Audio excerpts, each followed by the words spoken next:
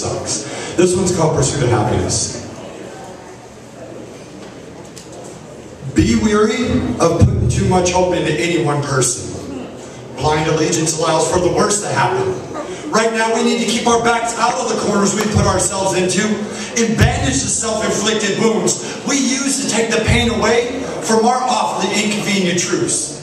Show that you're a true patriot and stick to your words of creating the change that you voted for. For we all know our problems are far from over as crooked corporations drop and the stock market hits the floor. We're still mourning the soldiers forced away from home for reasons unknown, while we're at risk of having the roofs over our skulls foreclosed due to some type of subprime loan. Good morning, gorgeous. I know it's poor of me to waken you this way, but today we really need to concentrate on the shady games people play with our daily lives. We've already seen the gas prices rise by 400% in less than a decade, while our wages remain the same, from being denied any sort of decent raise or a health care plan in which we can afford to pay. In the glorious names of our working families, we need to stand and demand to be treated with dignity and respect. For if power goes left unchecked, we have no right to bitch about standing in line to be fed crumbs of bread, nor protest how our honor was laid to rest uncontested. May the fight for our lives forever be blessed, and may our righteous intentions lead to the executive's sincere repentance.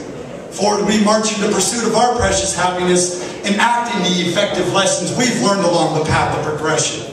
We saw that a new direction could help ourselves rid ourselves of the depression impending as we attempt to render a masterpiece out of a projected catastrophe. It's time to live our lives passionately and transform a culture that is systematically advancing the status quo while damning us to be cold, broke, hungry, and alone. This gig of being bought and sold is getting old, and no one knows how long they'll be able to uphold to their bold ideologies of holding the invisible hand that's known to be a pickpocketing thief.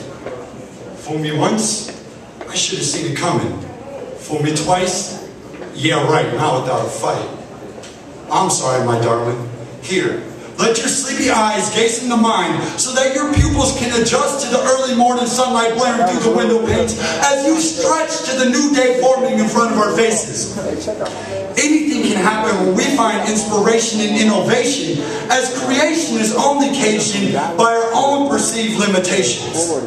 Break the gates and it becomes painfully obvious that nothing is impossible as long as we consciously change the direction of our train of thought from fostering apathy and constant laziness towards a process which honestly work to portray our brilliant radiance and sustain it through the haze of this political craziness. This is no time for complacency nor makeshift remedies. It's gotten to the point of needing us to apply heavy pressure and seek emergency assistance so we can start to feel better. We'll never heal if we refuse to heed our own objections and continue to let their infection spread without any intervention to get in its way. We don't want to wait until it gets so sore that we have to amputate, because by then it's too late to save and our lives will forever be plagued by tyrannical medications. Now I don't know about you, but I prefer to choose my own sedation and not be placed into a state of silent anxiety, blindly following the rules, afraid of the chaos that would ensue if there was a sign of staunch disapproval. So now, my love, I call for the removal of your security covers and for you to join your sisters and brothers in recovering the health of our country. It's time to get up and get dressed comfortably, as we got a great trek ahead of us with plenty of good company. Now I'll give you some privacy and step outside while you prepare, going over our plan of action while soaking up the energized air. Let me just say, I'm proud to share this moment in our lives with you as we embark on the long fight to uncover the fair and balanced truth. Before I leave you, let me leave you with a quote from the late great Reverend Dr. Martin Luther King Jr. Change does not roll in on the wheels of inevitability, but comes through continuous struggle. I'll be outside waiting. Just remember, I love you. Wait your golden parachutes. Amirrikkah, y'all.